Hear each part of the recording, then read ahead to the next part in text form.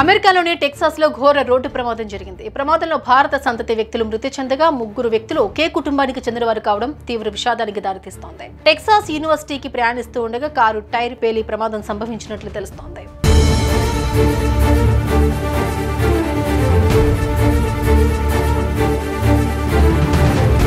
అగ్రరాజ్యం అమెరికాలో రోజురోజుకి భారతీయులు, భారత సంతతి మృతుల సంఖ్య పెరుగుతూనే ఉంది.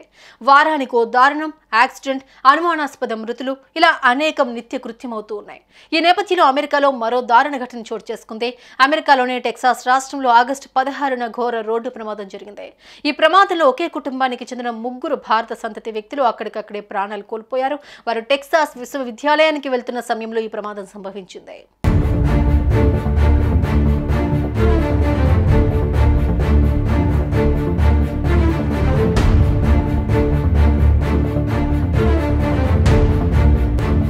మృతులను అరవింద్ మణి, అతని భార్య ప్రదీప అరవింద్, ఆండ్రెల్ అరవింద్ గా గుర్తించారు. ఈ ఫ్యామిలీ ప్రయాణిస్తున్న కారు టైర్ ఒక్కసారిగా పేలడమే ఈ ప్రమాదానికి కారణమని భావిస్తూ ఉన్నారు. దాంతో వారు ప్రయాణిస్తున్న కారు అదుపు తప్పి మరో కారును బలంగా ఢీకొట్టింది. దీంతో కారులోని ఆ 3 స్పాట్లోనే చనిపోయారు.